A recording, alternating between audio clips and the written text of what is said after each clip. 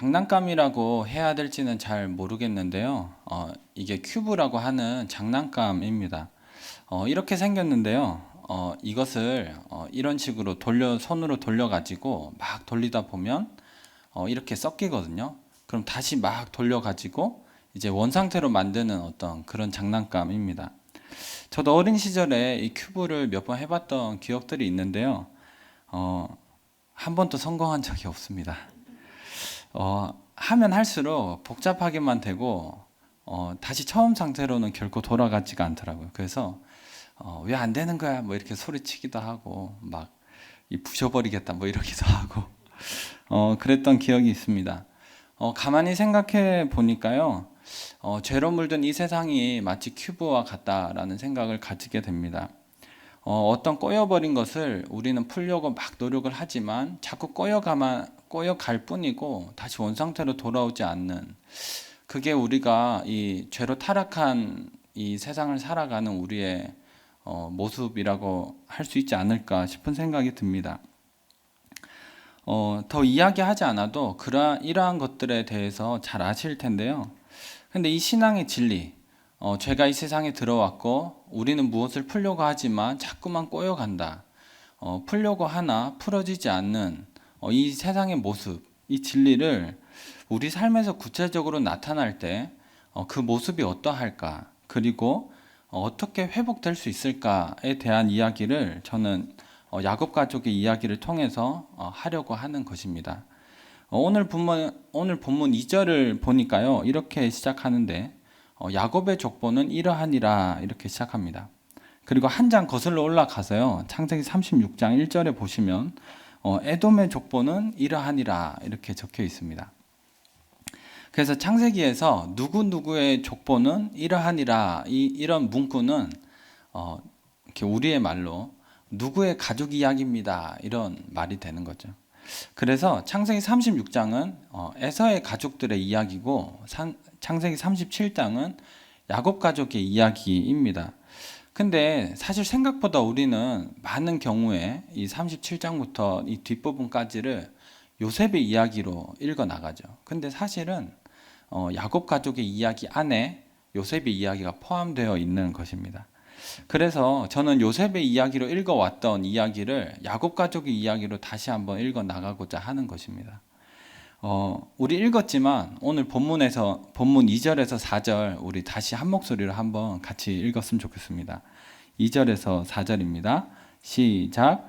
야곱의 족보는 이러하니라. 요셉이 17세의 소년으로서 그의 형들과 함께 양을 칠 때에 그의 아버지의 아내들 빌하와 실바의 아들들과 더불어 함께 있었더니 그가 그들의 잘못을 아버지에게 말하더라. 요셉은 노년에 얻은 아들이므로 이스라엘이 여러 아들들보다 그를 더 사랑하므로 그를 위하여 채색옷을 지었더니 그의 형들이 아버지가 형들보다 그를 더 사랑함을 보고 그를 미워하여 그에게 편안하게 말할 수 없었더라. 야곱에게는 두 명의 아내 레아와 라헬이 있었습니다. 그 중에 사랑했던 아내 라헬은 요셉의 동생 베냐민을 낳다가 그만 죽고 말았습니다. 야곱은 아내가 죽은 것을 슬퍼했고 아내가 죽은 것에 대한 상실감은 곧 요셉에 대한 집착으로 바뀌기 시작했습니다. 그래서 3절에 보니까 여러 아들들보다 그를 더 사랑했고 채색옷을 지어주었다 이렇게 적혀 있습니다. 여기서 채색옷은 단순히 좋은 옷을 사줬다 이런 느낌이 아니라 너는 다른 형제들보다 더 특별해, 더 우월해, 내가 너를 더 사랑해 이런 표시가 되는 것입니다. 이렇게 요셉은 어린 시절부터 아버지의 많은 사랑, 과도한 사랑, 편향된 사랑을 받고 자랐습니다. 그러니까 어떻게 컸을까요? 아주 좀 네 가지가 없이 컸습니다. 눈치가 없이 큰 거예요. 아버지가 이뻐만 하고 품어서 키우니까 사리분별을 할 줄 모르는 거죠. 그래서 요셉이 첫 등장하는 모습은 형들의 잘못을 아버지에게 막 고자질하고 형들이 싫어하는 말들만 하잖아요. 형님들 제가 꿈을 꿨는데 형님들이 나한테 절하는 꿈을 꿨습니다. 대놓고 이제 나를 싫어해 주셨으면 좋겠습니다. 뭐 그런 말이잖아요. 그렇게 컸습니다.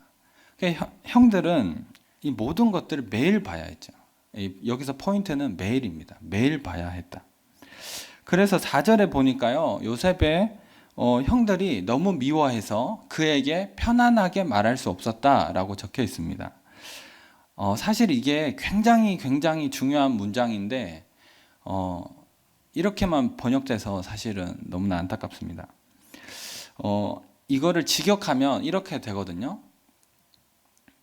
그에게 샬롬이 없이 이야기했다. 이렇게 직역할 수 있습니다. 단순히 화를 냈다거나 막 짜증을 냈다 그런 게 아니라 형들의 말에는 더 이상 샬롬이 없었다라고 하는 것입니다.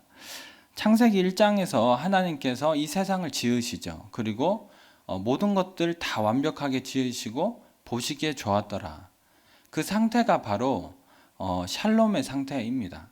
하나님께서는 이루시고 피조 세계는 하나님의 말씀대로 되는 그것이 바로 샬롬의 상태인데 야곱의 가족에게는 더 이상 그게 존재하지 않는다라고 하는 것입니다.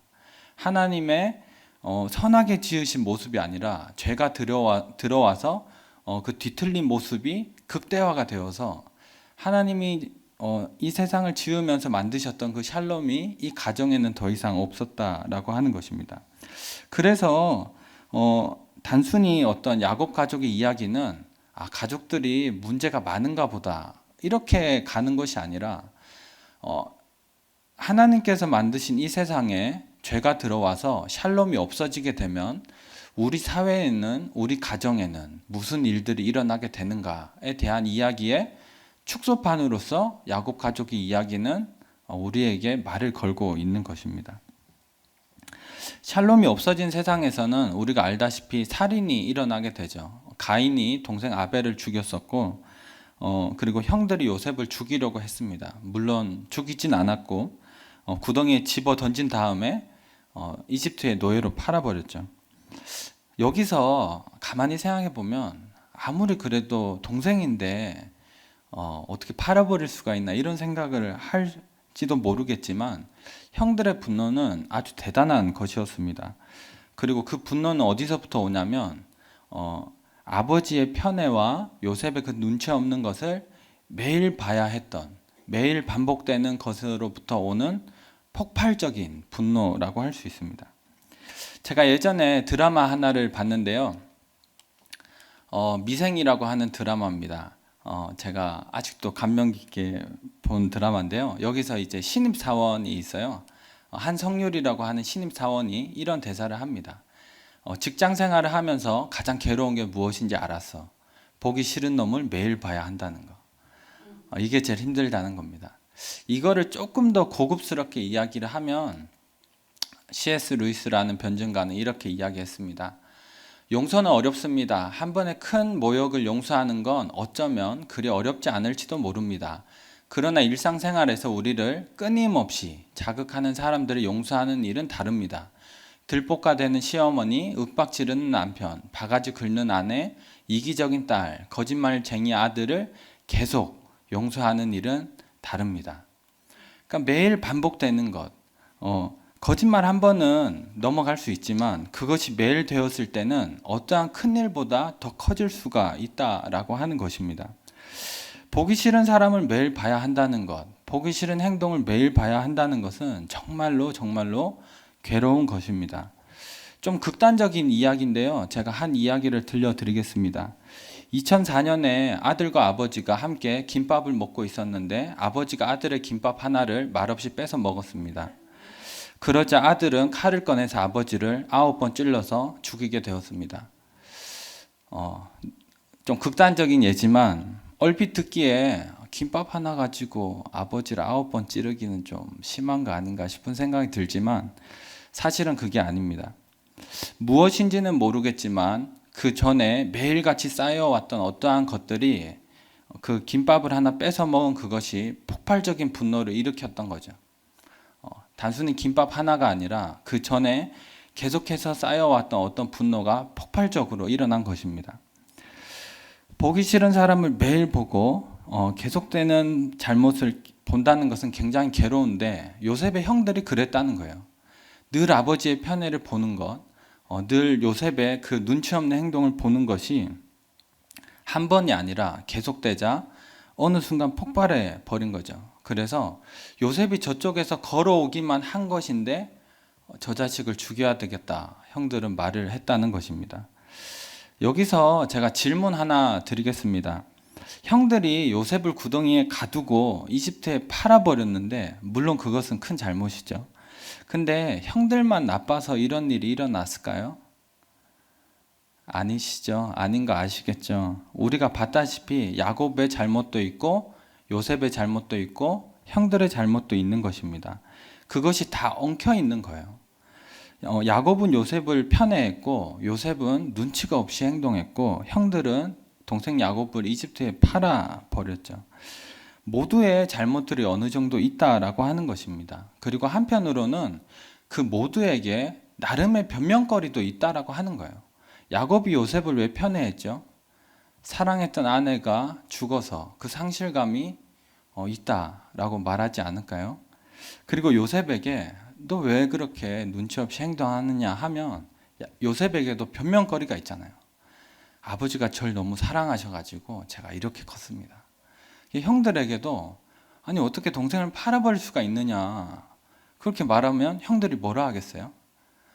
매일같이 나는 그 차별적인 거를 버텨내야 됐습니다. 뭐 이렇게 말을 하잖아요. 이 모든 변명에도 불구하고 성경이 말하는 결과는 무엇이냐? 이 가정에 샬롬이 더 이상 깨어졌다라고 하는 것입니다. 여기서 우리가 중요한 한 가지를 배우게 되는데요. 우리가 살아가면서 관계든지 무엇이든지 어떤 일이 일어났을 때 누구 한 명만의 잘못이 있는 것이 아닙니다. 나의 죄, 너의 죄, 우리의 죄, 그들의 죄, 누구의 죄 모든 것이 뒤엉켜 있고 그리고 각자 나름에게 다 변명거리들이 있다라고 하는 거예요. 내가 왜 편애를 해야만 했는지, 내가 왜 눈치가 없는지, 내가 왜 이렇게 행동을 했는지 다 변명거리가 있습니다. 어떤 분에게 찾아가서 왜 그렇게 행동하십니까? 왜 그렇게 말을 함부로 하십니까? 이렇게 물어보면 다 속사정이 있잖아요. 그리고 막 당신은 안 겪어봐서 모른다. 당신은 나를 모른다. 당신 또 뭐 이런 일을 겪어봐라. 막 이렇게 하잖아요. 그렇지만 이 모든 것에도 불구하고 결국에 죄라고 하는 것은 하나님의 그 샬롬을 깨뜨린다라고 하는 것입니다. 그게 좀 성경의 단호한 대답입니다. 이것이 제가 나누고 싶은 첫 번째인데요. 모든 변명에도 불구하고 죄는 샬롬을 깨뜨린다, 파괴한다라고 하는 것입니다. 두 번째 살펴볼 것은 샬롬이 없어진 세계에서 죄의 결과는 결국 나에게 돌아온다라고 하는 거예요. 우리 창세기 42장 38절인데요. 제가 PPT 준비했으니까 보고 같이 한번 읽겠습니다. 시작. 야곱이 이르되 내 아들은 너희와 함께 내려가기 못하리니 그의 형은 죽고 그만 남았습니다. 형들이 요셉을 이집트에 팔아버리고 야곱에게는 죽었다 이렇게 거짓말을 했죠. 부모가 죽으면 자식은 부모를 산에 묻지만 자식이 죽으면 부모는 자식을 가슴에 묻는 법입니다. 야곱은 요셉을 가슴에 묻었습니다. 그리고 이후로 야곱은 요셉을 잃었다는 그 상실감 속에서 지냈습니다. 그래서 나중에 형들이 베냐민을 데리고 가야 합니다. 아버지, 그래야 우리 형제들이 살 수 있습니다. 이렇게 이야기를 하자 야곱이 이렇게 말하는 거예요.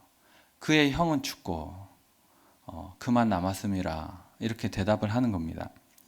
제가 예전에 신방을 간 적이 있는데요. 나이 많은 권사님과 다 큰 자녀들 그리고 저희 교육자들이 함께 예배를 드렸습니다. 예배가 끝나고 목사님이 나이 많은 권사님에게 가족을 한 명씩 소개해 달라고 한 거예요. 큰애가 누군지, 어떤 일을 하는지, 얘는 둘째인데 결혼을 했는지 안 했는지, 이런 것들을 간단하게 소개를 해달라고 한 거죠. 근데 쭉 이야기를 하다가 그 권사님이 마지막에 이런 이야기를 하는 거예요. 17살에 죽은 딸이 있습니다.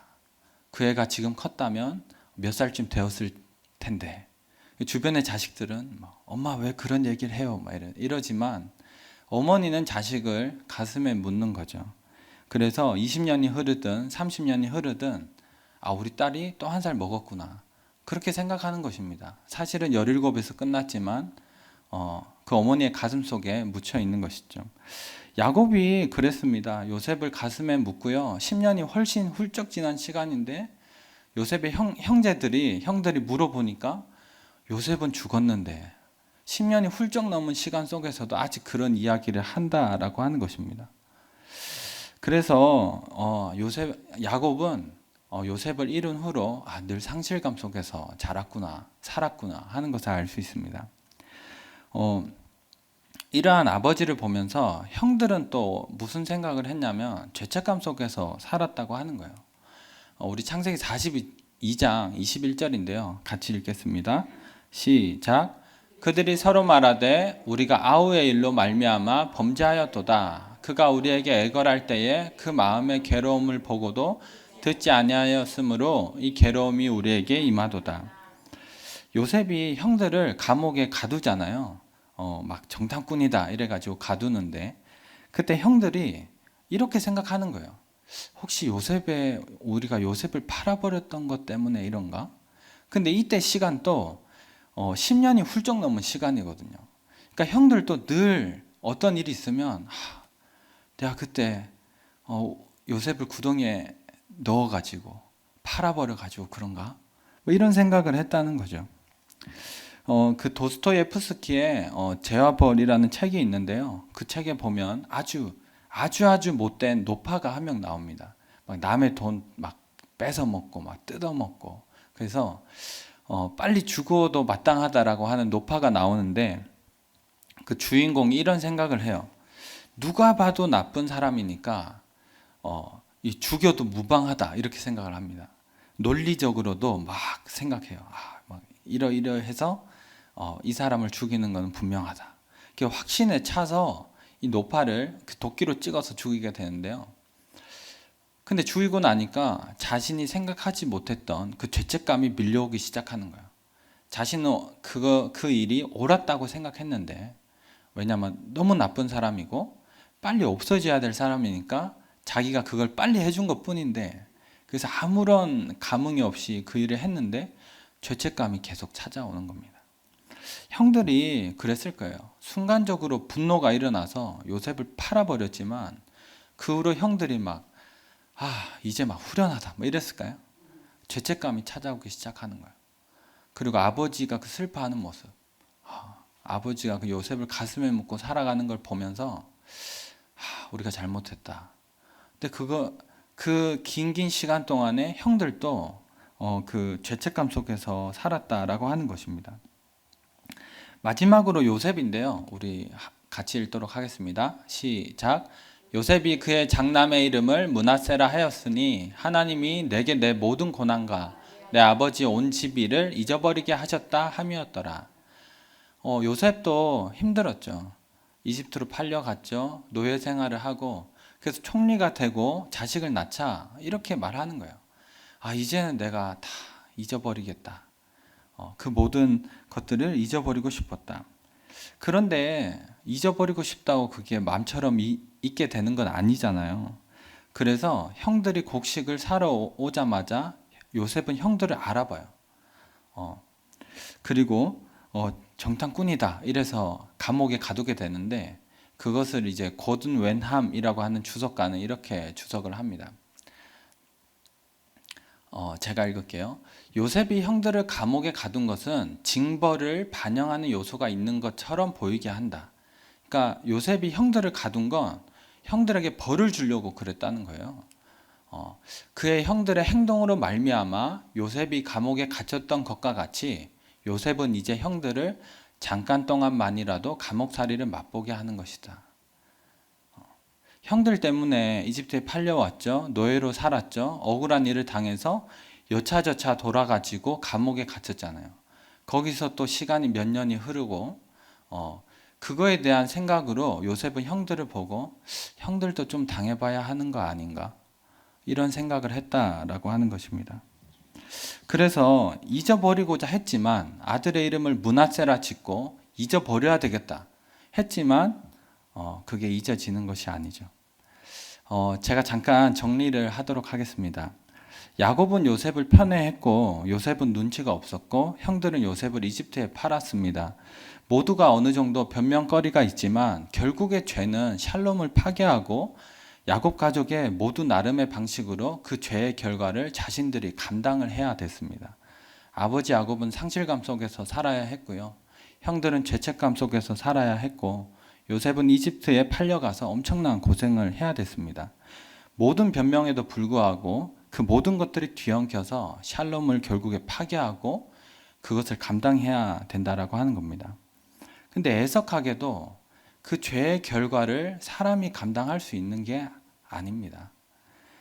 야곱이 상실감을 이겨내지 못했어요. 요셉의 형들이 그 죄책감을 이겨내지 못했어요. 요셉도 잊어버리고자 하지만 기억이 자꾸 나는 거예요.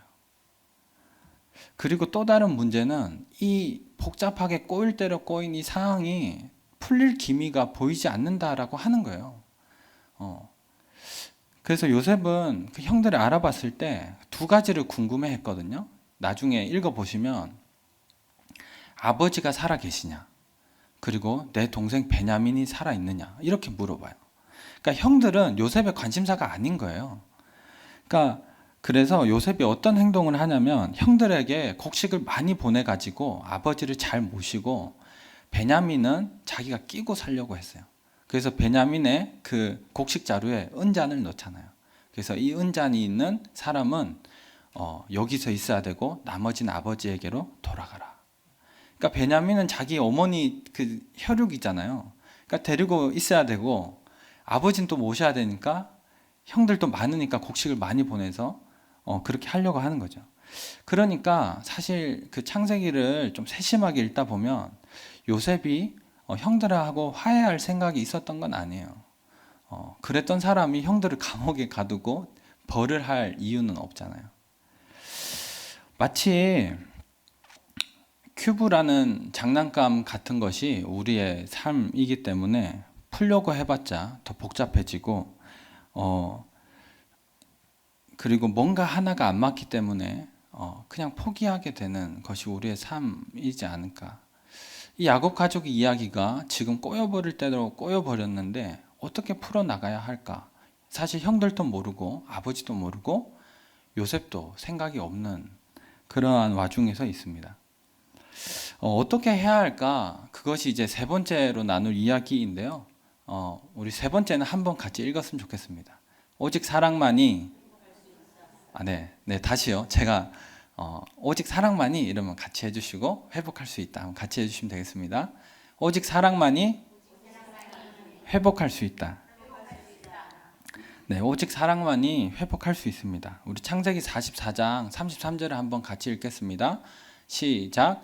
이제 주의 종으로 그 아이를 대신하여 머물러 있어 내 주의 종이 되게 하시고 그 아이는 그의 형제들과 함께 올려 보내소서. 이때 이거는 유다가 말하는 거거든요. 형제들 중에서 유다가 요셉에게 그 요셉이 베냐민의 그 곡식 자루에서 은잔이 나왔으니까 못 간다. 그리고 나머지는 돌아가라 그랬는데 유다가 저렇게 말하는 거예요. 제가 그 아이 베냐민을 대신해서 제가 머물러서 종이 되겠습니다. 제가 노예가 되겠습니다. 그렇게 말을 하는 거예요.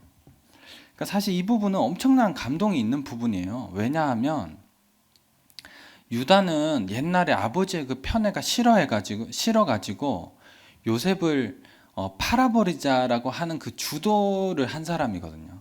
그 아이디어를 짜고 막 팔아버리자 이렇게 막 성격도 막 시원시원해가지고 나중에 읽어보시면 그 며느리 유다 다말이 이렇게 잘못을 저지른 것 같을 때 불에 태워버려라 이런 얘기를 하거든요. 그러니까 성격도 시원시원하지 막 시원하게 요셉을 막 팔아버렸던 아버지 그게 싫어가지고. 근데 그랬던 유다가 지금 제가 대신 종이 되겠습니다. 왜냐하면 아버지 생각도 있죠. 자신이 잘못했다는 그런 생각도 있고, 그러니까 자신은 이제는 희생해서라도 가족을 살리고자 하는 것입니다. 말이 종으로 있겠다 그런 거지 평생을 그냥 바치겠다라고 하는 것 아니겠습니까? 이때부터 풀릴 것 같지 않던 야곱 가족의 이야기가 풀려나가기가 시작해요. 그래서 야곱 가족 이야기에서 절정이 어디인가 물어보면 총리가 되는 게 아니라 유다가 이렇게 말하는 부분이라고 저는 생각을 하는 것입니다. 유다가 이렇게 내가 희생하겠습니다. 내가 몸을 바쳐서 내 가족을 다시금 아버지가 더 이상 상실감에 빠지지 않도록 내가 바치겠습니다. 라는 이 순간에 요셉이 눈물을 흘려버리게 되는 거예요. 그리고 형님들 제가 요셉입니다. 라고 말을 하기 시작하는 거예요. 이것이 회복되기 시작하니까요. 어떤 일들이 일어나냐면 과거가 더 이상 아픔으로 존재하지가 않더라고 하는 겁니다.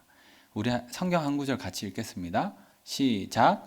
당신들이 나를 이곳에 팔았다고 해서 근심하지 마소서. 한탄하지 마소서. 하나님이 생명을 구원하시려고 나를 당신들보다 먼저 보내셨나이다. 그러니까 유다가 이런 고백을 한 뒤에 요셉이 하는 말이거든요. 요셉에게 과거는 아픔이지 않겠어요? 므낫세 잊어버리고 싶다. 그러나 잊어버릴 수 없는. 근데 유다의 희생 그 다음에 이 가족이 회복이 되기 시작하니까 과거의 그 아픔이 이렇게 바뀌는 거예요. 형님들 나를 팔았다고 더 이상 걱정하지 마세요. 하나님께서 이런 역사를 나에게 주셨습니다. 라고 말을 하는 겁니다. 이 후에 보면 가족들이 다시 다 만나게 되고 야곱과 요셉이 다시 부둥켜 안고 눈물을 흘리고 형들도 마찬가지고 이 가족이 다시금 온전하게 회복이 되는 것을 우리가 볼 수 있는 것입니다. 눈치가 빠르신 분들은 이미 아시겠지만 유다의 희생은 예수님을 떠올리게 합니다. 예수님이 살던 시대에 서로의 죄가 샬롬을 깨뜨리고 종교와 세속할 것 없이 모두가 뒤엉켜서 괴로운 세상으로 존재를 했었죠. 그러한 세상에서 예수님께서 나의 생명을 대신하겠습니다. 나의 생명을 대신해서 하나님 이 세상을 다시 회복시켜 주십시오. 살려 주십시오. 라고 하는 것입니다. 이것을 신학적인 언어로 좀 표현을 하자면 이 십자가에서 새로운 창조가 일어났다라고 표현을 하는데요. 바울 사도가 이렇게 말을 합니다. 그런즉 누구든지 그리스도 안에 있으면 새로운 피조물이라. 이 새로운 피조물이라고 하는 걸 직역하면 그리스도 안에 있으면 새로운 창조로다. 그러니까 예수님의 희생으로 말미암아 깨어졌던 그 샬롬의 조각들이 회복이 되었다. 이전 것은 지나갔으니 보라 새 것이 되었다라고 하는 것입니다. 하나님께서 창조하신 세계는 죄로 인해서 샬롬이 깨어진 세상이죠. 우리가 사는 세계도 그런 세상입니다. 살인이 있고요. 또 막 편향된 사랑이 있고 또 어디서부터 풀어야 될지 모르는 문제들이 다 있는 것이죠. 그렇지만 오직 사랑만이 회복할 수 있다는 것입니다.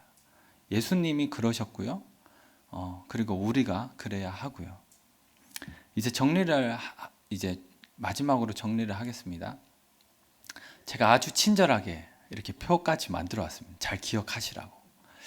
야곱의 잘못된 행동은 무엇인가? 편애죠, 편애. 요셉은 눈치가 없다. 형들은 노예를 팔아버렸어요. 근데 다 변명거리가 있었습니다. 야곱은 내 아내가 죽었는데, 요셉은 어린 시절에 받은 사랑, 그리고 형들은 반복되는 그 편애와 요셉의 행동을 봐야 했습니다. 근데 모든 변명에도 불구하고 죄는 샬롬을 깨뜨리는 거예요. 그리고 그 결과를 우리가 고스란히 짊어지게 되는데 야곱은 상실감, 요셉은 고난, 형들은 죄책감 속에서 살아야 했습니다. 이제 결론을 맺겠습니다. 결론을 참 고민했어요. 어떻게 결론을 할까? 근데 이런 질문이 저에게 하나 떠오르는 거예요. 만약 야곱 가족의 이야기에서 유다의 희생이 없었다면 이 가족은 어떻게 되었을까? 아마도 요셉은 베냐민을 데리고 살았겠죠? 그리고 여전히 과거를 잊으려고 발버둥 쳤을 거예요. 잊으려고 하나 잊혀지지 않는 그 과거. 아버지 야곱은 요셉도 잃었죠? 베냐민도 잃었죠. 너무나 큰 상실감 속에서 살았을 것입니다. 형들은 그런 아버지를 보면서 더 큰 죄책감을 가지고 살았겠죠. 마찬가지로 우리 삶의 이야기에서 예수님의 희생이 없었다면 어땠을까요?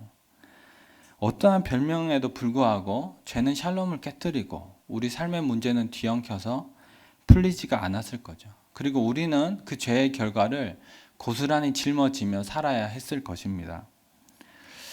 그렇지만 유다의 희생으로 야곱 가족의 이야기가 회복되고 예수님의 희생으로 우리의 삶과 이 세계가 회복되기 시작하죠. 그렇다고 한다면 우리가 어떻게 살아야 하는지 잘 아시겠죠. 사랑을 하며 이 세상을 회복하며 살아야 하는 것입니다. 오직 사랑만이 이 깨어진 세상을 회복시킬 수 있고 치유할 수 있고 어디서부터 풀어야 하나 싶은 그런 문제들의 그러한 것들을 해결할 수 있다라고 하는 것입니다. 마지막으로 시인의 정원이라고 하는 브런치 작가의 위태롭다고 사랑을 포기하지 말라라고 하는 짧은 에세이로 이 설교를 마치도록 하겠습니다.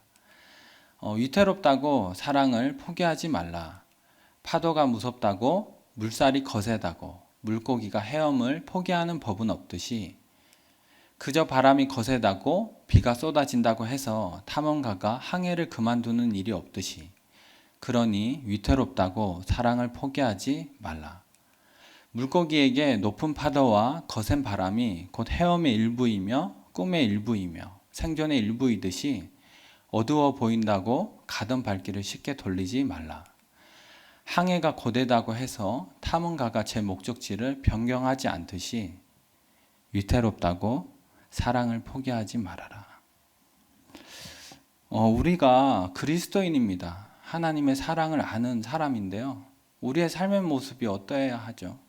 사랑을 포기해서는 안 되는 것입니다. 우리 삶에 파도가 오고 어떤 죄로 인한 문제들이 어떻게 풀어나가야 할지 모르는 그 상황이 온다 하더라도 풍랑이 칠 때 물고기가 헤엄을 포기하지 않는 것처럼 우리 그리스도인은 사랑을 포기해서는 안 됩니다. 위태롭다고 해서 사랑을 포기하지 마시고 오직 사랑만이 회복할 수 있다는 것을 기억하시면서 우리 사랑을 이 세상 가운데 흘려보내는 저희 모두가 되었으면 좋겠습니다.